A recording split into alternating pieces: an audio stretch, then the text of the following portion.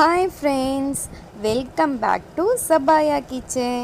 இன்னைக்கு நம்ம கிச்சன்ல மரவள்ளி கிழங்க வச்சு தோசை எப்படி செய்யறதுன்னு பார்க்கலாம்.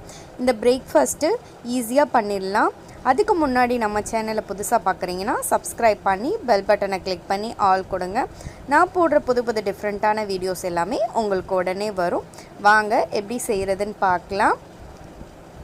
நான் இன்னைக்கு 2 கிளாஸ் அளவுக்கு அரிசி எடுத்திருக்கேன். இந்த கிளாஸில் தான் எடுத்திருக்கேன். 2 கிளாஸ் அளவுக்கு அரிசிக்கு அரை கிளாஸ் அளவுக்கு உளுந்து எடுத்திருக்கேன்.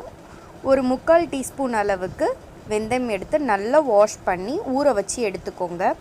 ஒரு கப் அளவுக்கு மரவள்ளி கிழங்க இந்த மாதிரி துருவி எடுத்து வச்சுருக்கேன். அப்புறம் ஒரு 3 டீஸ்பூன் அளவுக்கு தேங்காய் பூ.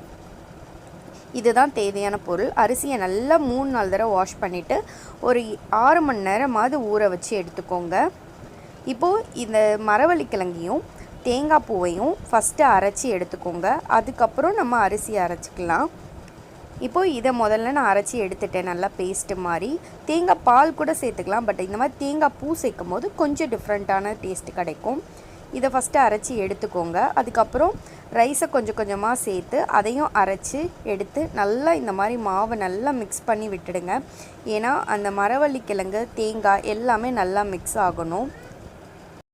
நல்லா மிக்ஸ் பண்ணிக்கோங்க. அந்த எல்லாமே தேங்காய் பூ கிழங்கு எல்லாமே மிக்ஸ் ஆகணும். இதை நல்லா மிக்ஸ் பண்ணிட்ட பிறகு இதை ஒரு 3 ஹவர்ஸாவது வெளியே வச்சுக்கோங்க. அதுக்காக இதை புளிக்க வைக்கணும்னு அவசியம் இல்லை. உடனே சுடுறதா இருந்தாலும் நீங்கள் சுட்டுக்கலாம் சோடா உப்பு சேர்த்து.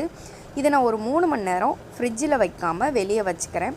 அதுக்கப்புறம் நீங்கள் மார்னிங் செய்கிறதா இருந்தால் ஃப்ரிட்ஜில் வச்சு அடுத்த நாள் நெக்ஸ்ட் டே கூட நீங்கள் சுட்டுக்கலாம். இதை 3 ஹவர்ஸ்க்கு அப்புறம் எடுத்து சுடலாம். 3 ஹவர்ஸ்க்கு அப்புறம் நான் இப்போ எடுத்திருக்கேன். இப்போ இதை நம்ம சுட போகிறோம். இது நல்லா மறுபடியும் ஒரு தடவை மிக்ஸ் பண்ணிக்கோங்க. நான் ஆல்ரெடி உப்பு போட்டு தான் அரைச்சிருக்கேன். நீங்கள் இல்லை சுடும்போது சேர்த்தாலும் பரவாயில்ல. கொஞ்சமாக தண்ணி சேர்த்து இந்த மாதிரி மிக்ஸ் பண்ணி வச்சுக்கோங்க. இப்போ தோசை தவாவில் கொஞ்சமாக தண்ணி தெளித்து அதை நல்லா ஒரு காட்டன் துணி வச்சு தொடச்சி எடுத்துக்கோங்க. அப்போ தான் நல்லா உங்களுக்கு தோசை பரத்த வரும். இல்லைன்னா சில தோசை பிஞ்சிட்டு வரும் இல்லைங்களா? இந்த மாதிரி பண்ணும்போது உங்களுக்கு தோசை நல்லா வரும்.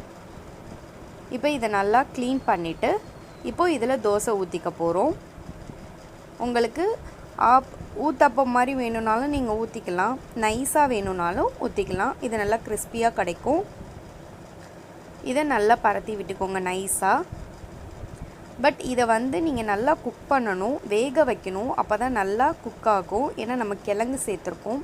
அதுக்காக ரொம்ப நேரம்லாம் ஆகாது. நார்மல் டைம் தான் ஆகும். தோசை எவ்வளோ நேரம் ஆகுமோ அதை விட கொஞ்சம் ஒரு 1 மினிட் கூட ஆகும். அவ்வளோதான். இப்போ ஆயில் சேர்த்துக்கோங்க. இது நல்லா உங்களுக்கு சைடில் வெந்த பிறகு தூக்கி வரும். அப்போ அந்த ஸ்டேஜில் நீங்கள் பரட்டி விட்டு எடுத்துக்கோங்க. இதுக்கப்புறம் இந்த மாதிரி பரட்டி விட்டு எடுத்து குக் பண்ணி நல்லா கிறிஸ்பியாக வேணும்னா நீங்கள் இன்னும் நைஸாக கூட பரத்திக்கலாம்.